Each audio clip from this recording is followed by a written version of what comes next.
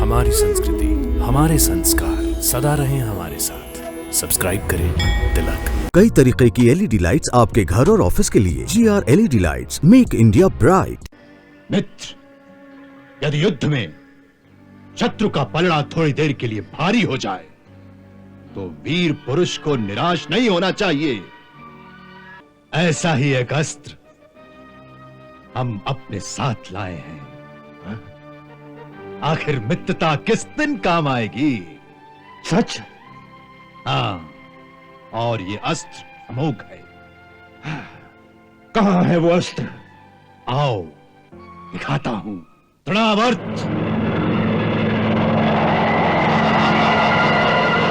क्या आज्ञा है स्वामी? तृणावर्त, अब गोकुल में जाकर हमारे मित्र का कार्य पूर्ण करके आओ। जो आज्ञा महाराज।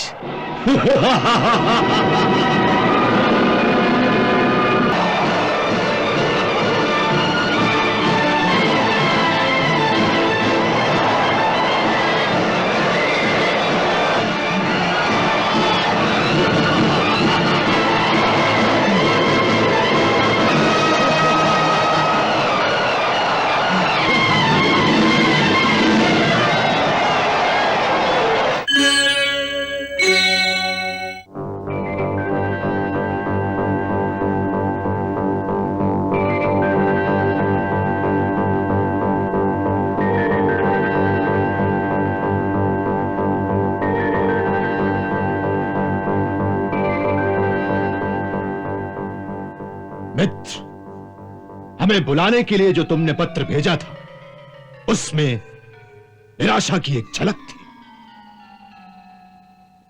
ऐसा लगता है कि आप हताश हो गए, थक गए। हाँ मित्र, परिस्थिति कुछ ऐसी ही है। हमें सारी परिस्थिति का पता लग चुका है। इस बारे में हमने आपके मंत्रियों और साथियों से विचार विमर्श भी किया है। परिस्थिति अवश्य गंभीर है, परंतु ऐसी किसी भी परिस्थिति में महाराज कंस जैसा प्रतापी वीर अगर निराश हो जाए तो उसके साथियों का मनोबल कैसे दृढ़ रहेगा? कंस के सामने कोई दिग्गज सेना खड़ी कर दो तो भी कंस नहीं घबराएगा। एक मतवाले हाथी की भांति उस सेना को रौंदता हुआ चला जाएगा। कंस इंद्र के हाथ से वज्र छीनने की हिम्मत रखता है मित्र, परंतु यहां बात दूसरी ही है।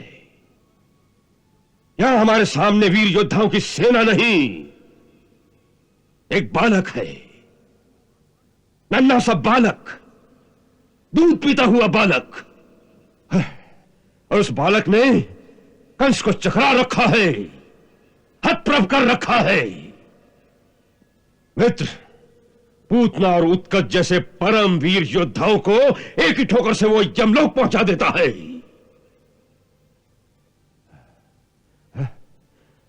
और ऊपर से और एक बात की परेशानी हमें है। देवकी का अष्टम पुत्र जो हमारा मारणहार है, वो कौन है? क्या ये वही है जो नंद का पुत्र बनकर हमारे साथ छल कर रहा है, या कोई और है? मित्र, ये मतिभ्रम करने वाली अवस्था है। इस बारे में केशी ने जो आपसे कहा था, हम उससे सहमत हैं कि वो मायावी बालक किसका पुत्र है, ये जानने का प्रयास आप वृथा ही कर रहे हैं। उससे कोई लाभ नहीं होगा, कोई आपको सत्य नहीं बताएगा। हां, कोई सत्य नहीं बताता। परंतु एक सत्य तो आपके सामने है। कौन सा सत्य? कृष्ण। कृष्ण? हां, वही मायावी बालक जिसने बार बार आपके साथियों का विनाश करके यह सिद्ध कर दिया कि वही आपका वास्तविक शत्रु है। फिर क्यों किसी काल्पनिक शत्रु की तलाश में इधर उधर भटक रहे हैं? अगर कोई ऐसा शत्रु है भी तो जब वो सामने आएगा तो उससे भी निपट लिया जाएगा। परंतु अभी जो सामने हमारे शत्रु है उसके विनाश की योजना क्यों नहीं बनाते? पर उसके विनाश की कोई योजना भी तो सफल नहीं होती मित्र।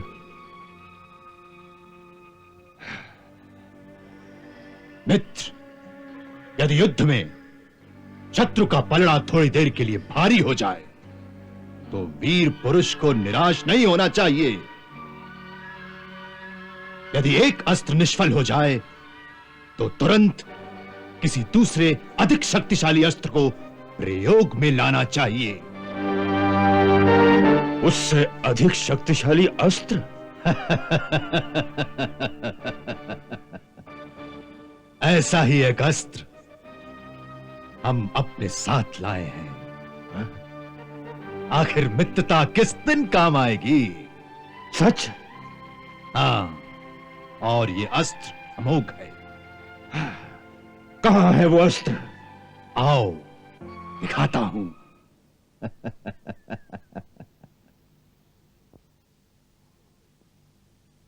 आओ मित्र।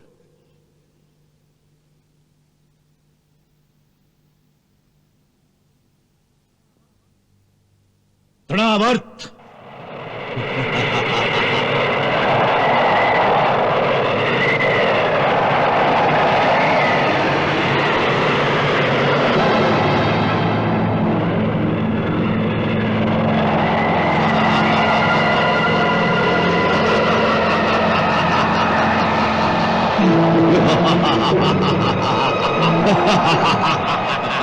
क्या आज्ञा है स्वामी? तृणावर्त, तनिक हमारे मित्र को भी दिखाओ, तुम क्या कर सकते हो। जो आज्ञा स्वामी।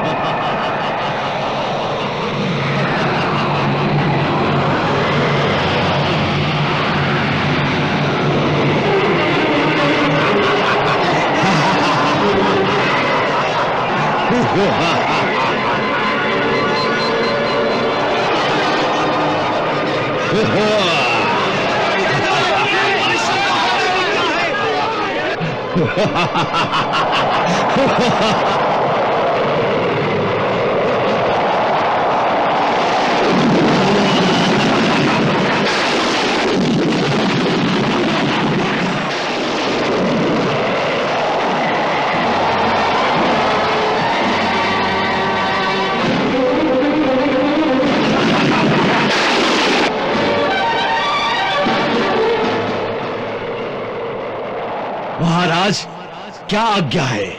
तृणावर्त, अब गोकुल में जाकर हमारे मित्र का कार्य पूर्ण करके आओ। जो आज्ञा महाराज।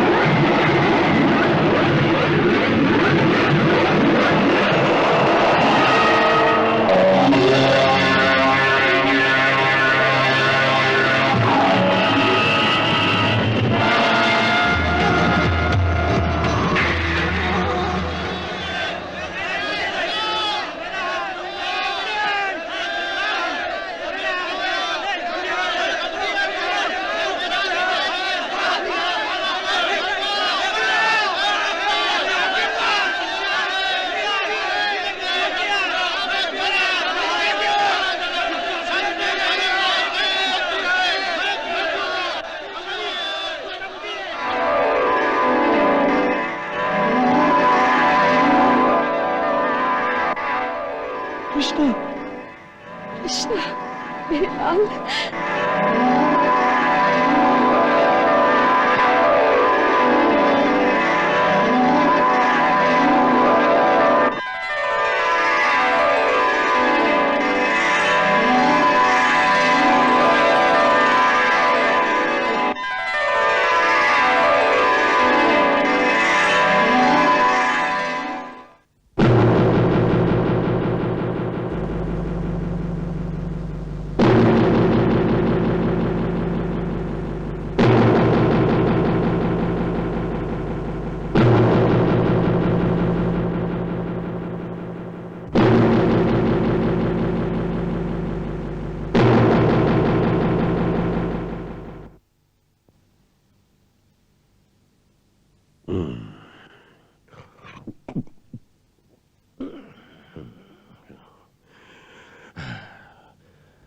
महाराज बाणासुर,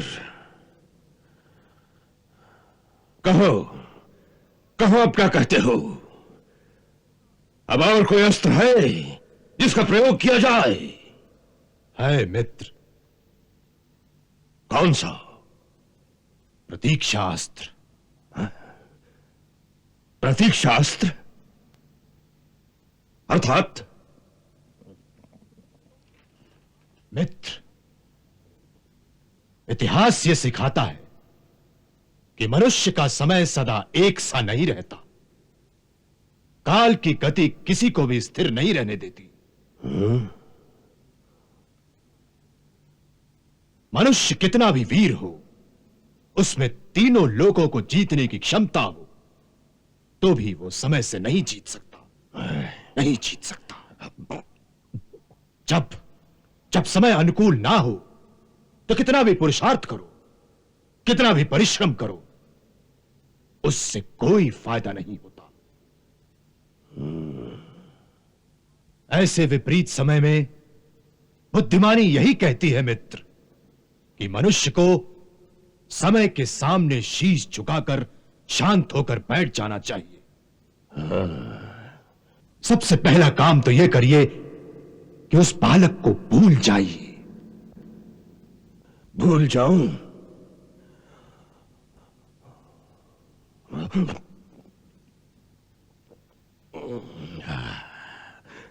लो, भूल गया। फिर उसके बाद अपने अपने राज्य के कामकाज में लग जाइए। वैसे राजाओं के पास तो इस तरह मनोरंजन के सैकड़ों साधन होते हैं, उसमें रत हो जाइए। चलिए, हम आपको अपने राज्य में आखेट पर आने का निमंत्रण देते हैं। कुछ समय के लिए हमारे पास आइए। हम आपका इस प्रकार से मनोरंजन करेंगे कि आप सब कुछ भूल जाएंगे, सब कुछ। तुम्हारी ये योजना हमें अच्छी लगी मित्र।